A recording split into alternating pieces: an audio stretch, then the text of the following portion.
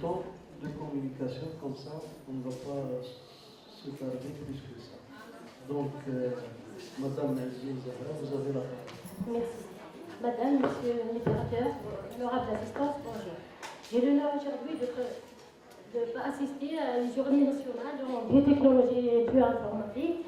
Mon intervention s'intitulera sur la production et purification et caractérisation de l'eau de glucanase d'aspergillus niger produite par fermentation solide en but de valoriser un coproduit qui est du sang. Pour cela, donc, on a opté pour le plus suivant. Donc, on commence par l'introduction. On va en parler en général sur la biomasse lignocellulosique. On va citer certaines méthodes utilisées pour réaliser ce travail. On décrit nos résultats trouvés et on termine par une conclusion. Pour commencer, des millions de tonnes de biomasse lignocellulosique sont rejetées chaque année sur des déchets solides. Son traitement approprié c'est que engendre des effets indésirables tels que la prolifération des parasites et la pollution de l'environnement en général. La biomasse lignocellulosique, c'est une source d'énergie renouvelable. Généralement, elle est composée de la lignine, l'hémicellulose et la cellulose. La conversion de la biomasse lignocellulosique en produits chimiques a attiré de plus en plus l'attention des chercheurs à cause de l'épuisement rapide des ressources fossiles et l'augmentation de la demande d'énergie et de la nourriture. Le traitement chimique de cette biomasse génère des effluents qui contiennent des substances toxiques et mutagènes qui est néfaste pour la santé humaine. C'est pour cela que de nombreuses investigations sont investies sur le traitement biologique. Généralement, l'hydrolyse de la biomasse lignocellulosique nécessite la synergie entre les complexes limonolitiques, hémicellulosiques et cellulotiques. Donc, on va essayer de s'intéresser à un enzyme dans le complexe cellulotique. Parmi ces, par exemple, de dégrader la cellulose, on a besoin de taloirs. Enzymes qui sont des hexoglucanases qui agissent à l'extrémité. On a les ondes de glucanase, c'est ce qu'on va s'intéresser aujourd'hui, et de bêta-xylosidases. Certaines applications des ondes de glucanase, ils sont utilisés dans de nombreuses industries, comme les industries des textiles, fabrication de la pâte à papier, dans la bioénergie pour la production de bioéthanol par exemple, dans l'alimentation humaine, pour les aliments, donc les aliments pour les animaux, et dans l'industrie des détergents. Donc l'objectif de ce travail, c'est la production de glucanase par la fermentation solide. On valorisait un coproduit qui est le sang de blé. On utilisait une souche d'Aspergillus niger dans le but de purifier et caractériser ce genre d'enzyme. Donc les matériaux biologiques qu'on a utilisés, c'est une souche d'Aspergillus niger isolée dans la région d'Akwa et située à l'est de la wilaya de Bijaya. Le substrat qu'on a utilisé pour produire cette enzyme, c'est le sang de blé. Donc ce produit a été traité comme suit. Donc il est lavé avec l'eau distillée, séché à 70 degrés pendant 24 heures. Avant de faire la fermentation solide, le taux d'humidité du substrat a été déterminé avec un dessiccateur infrarouge. Donc cette enzyme a été produite par fermentation solide. Le processus donc, a été effectué dans des irlets de 500 ml qui contenaient 10 grammes de sang de blé humidifié avec une solution minérale qui est solution Mendes-Weber. Après stérilisation et refroidissement, ils sont inoculés avec une solution sporale qui est l'aspergillus à raison de 10 puissance 7 spores par gramme de substrat. Ils sont ensuite incubés à 28 degrés. Après la fermentation, les extraits enzymatiques sont récupérés et centrifugés et ils sont filtrés avec des membranes de diamètre 0,08, 0,45 et 0,22 micromètres. Les dosages des protéines a été effectué en utilisant le protocole de Bradford et l'activité en glucanase a été mesurée en utilisant bien sûr donc, le protocole de Bayer-Evans en 1992 en basant sur les mesures des sucres réducteurs.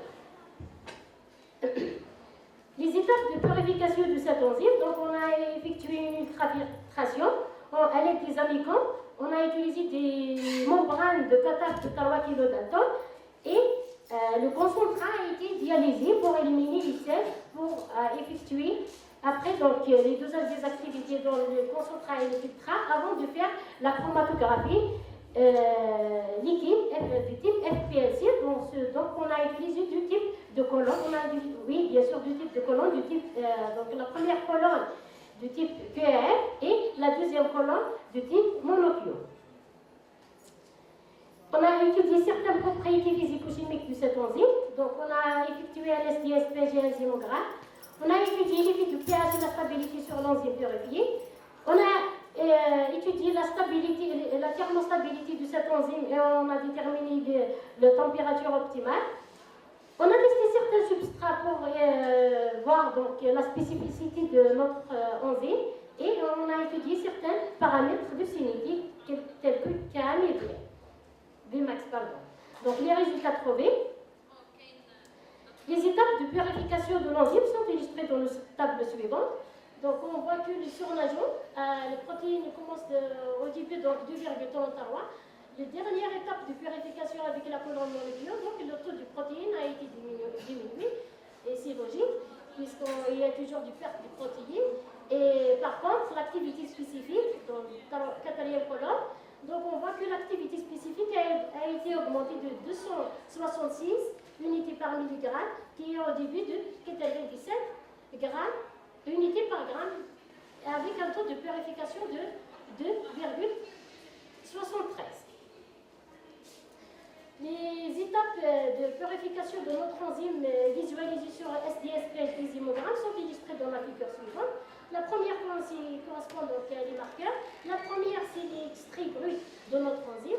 La colonne 2 donc, correspond donc à la fraction de notre enzyme récupérée avec la colonne QAF.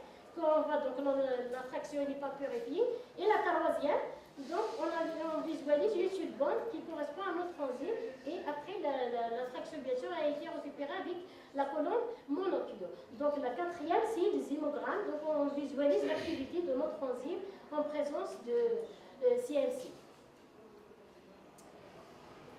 Les étapes de caractérisation les étapes de caractérisation de la température, dont la température optimale a été enregistrée avec une température de 90 degrés, ce qui correspond donc à notre enzyme thermostable, et la thermostabilité, donc on a enregistré une température, donc l'enzyme a été stable d'une large gamme de température allant de 30 jusqu'à 90 degrés, 10 degrés pendant 24 heures.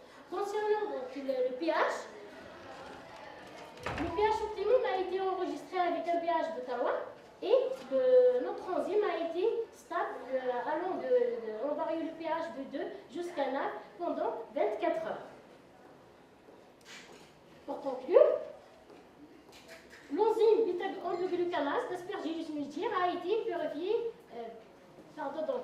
produit, purifié et caractérisé à partir du culture de fermentation solide induite par le sang de blé. Les résultats confèrent que le rendement enzymatique dépend fortement des paramètres étudiés et ces paramètres donc, de caractérisation montrent que notre enzyme est stable dans une large gamme de pH allant de 3 à 9 et la température de 3 à 90 degrés et présente des activités hydrolytiques élevées vis-à-vis de CLC et arabinoxylate de blé. Ces résultats obtenus suggèrent que les enzymes pourraient être intéressantes pour les processus biotechnologiques. Pour cela, je termine mon intervention. Merci pour votre attention.